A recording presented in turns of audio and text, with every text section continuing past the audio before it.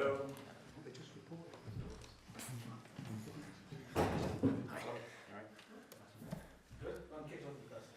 Hi, Jurgen. Can we start with the Ballon d'Or, the award for Alisson, 3 of the top 5 Liverpool players and Virgil finishing runner-up. What does that say about this group of players, the recognition, and was Virgil perhaps a little unfortunate not to win the main award?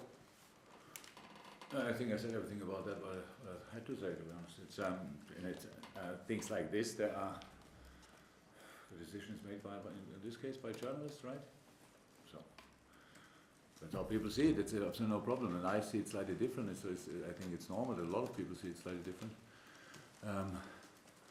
But that's absolutely no problem. I said Lionel Messi, I said for probably 500,000 times in my life already, is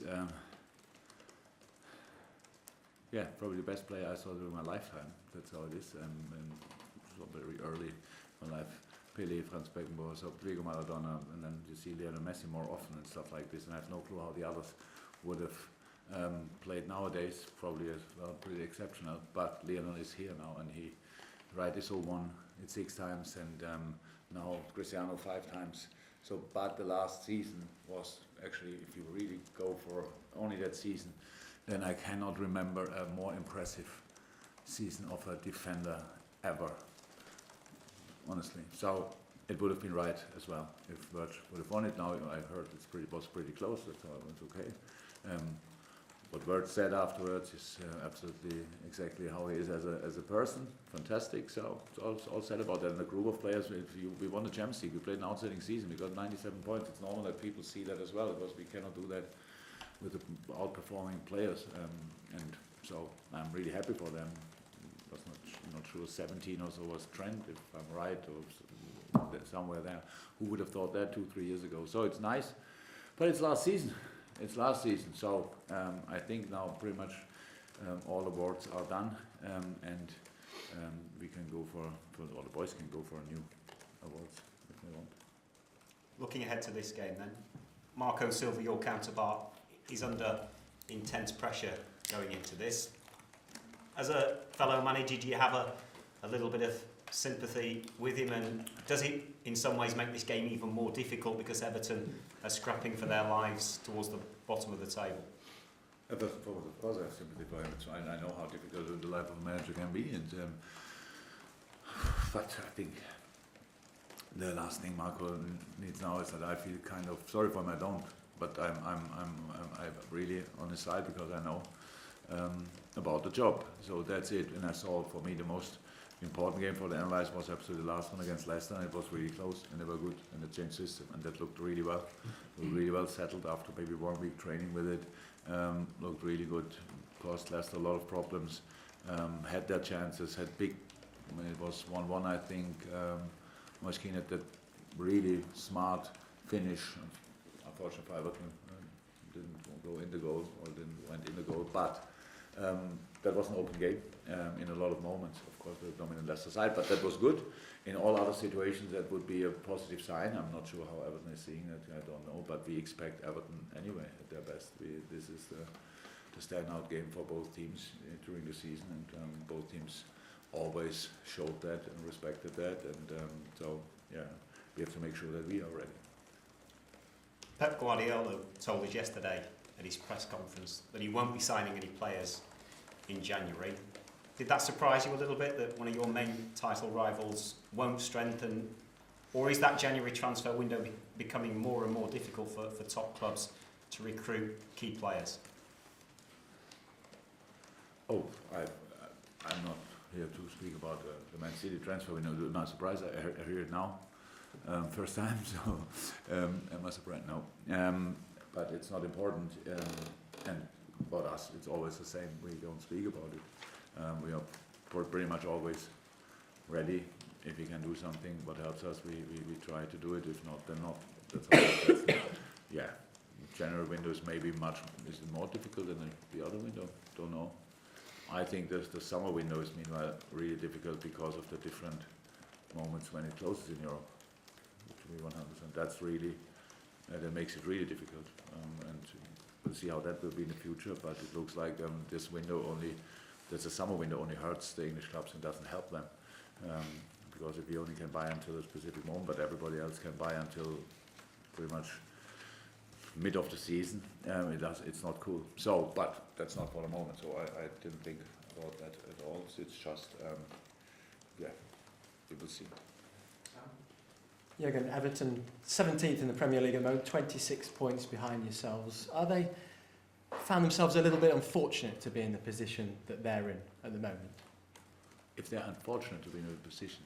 Considering some of the last-minute goals perhaps that have gone against them, does the table tell the full truth with them this season? No, in this, the table tells the full truth at the end of the season.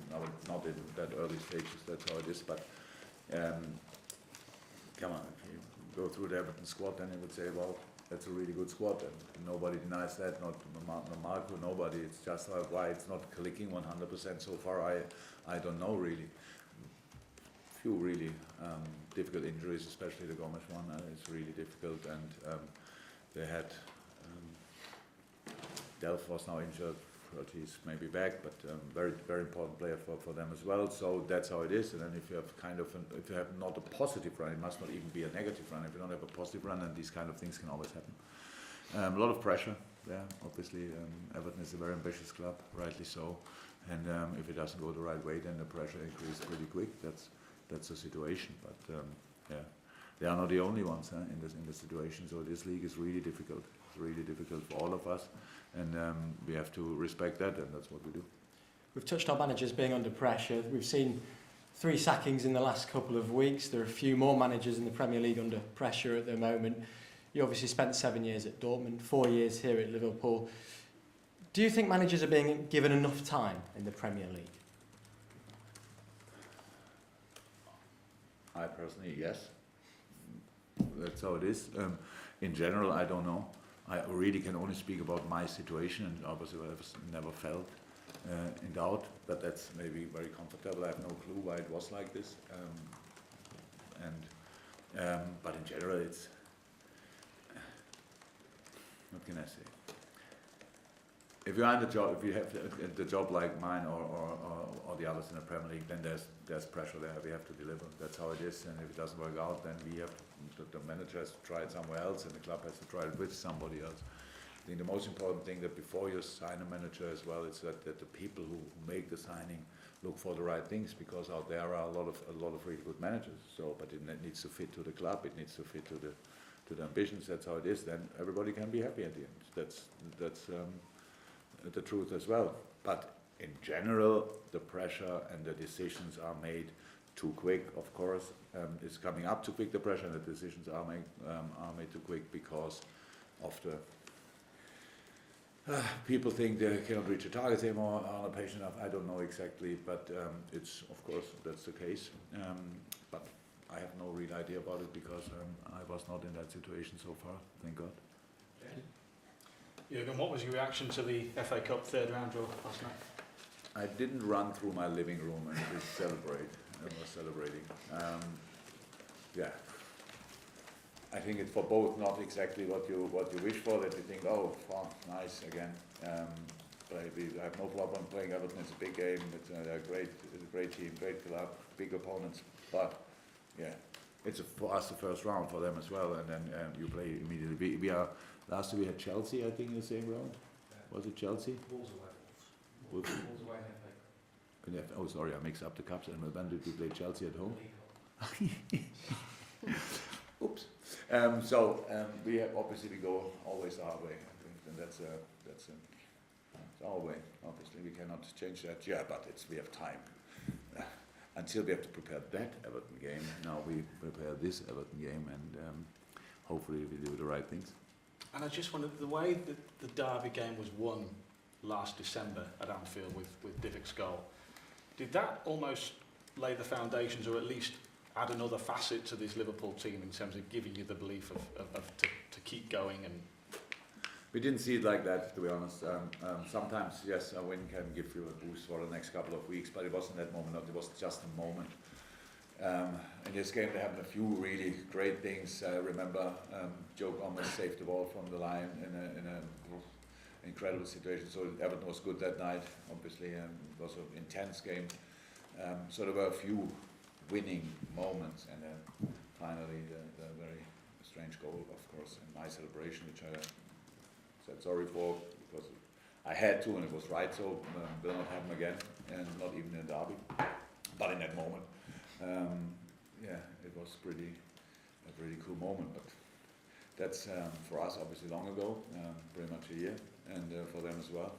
So nothing to do with the game tomorrow night. There are enough other stories around this game, and we have to be at the end really focused on the important parts of the game, and they all are on the pitch and not around. Peter, right, I think whether it's not red card now you're at the back. There we go. Far away. Because of Everton's record at Anfield in the Merseyside derby is so bad, is there any danger that there is any degree of complacency that creeps into a game like this?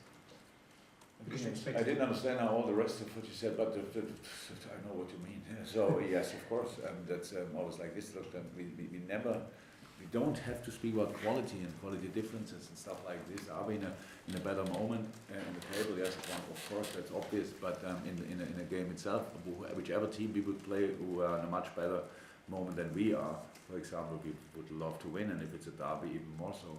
So that's the stats, from my point of view, help rather, or they help rather Everton than us, because they want to strike back, they want to show that they can do it differently, they can sort a lot of problems in one game maybe, and we have a very, very important football game for us, but that must be enough for us. So that's how it is, and everybody think there's no doubt about this team, how much they are connected to this club, and when you are connected to this club, then this is a game of the end, whichever situation you are, you want to win, and that's what we have to show.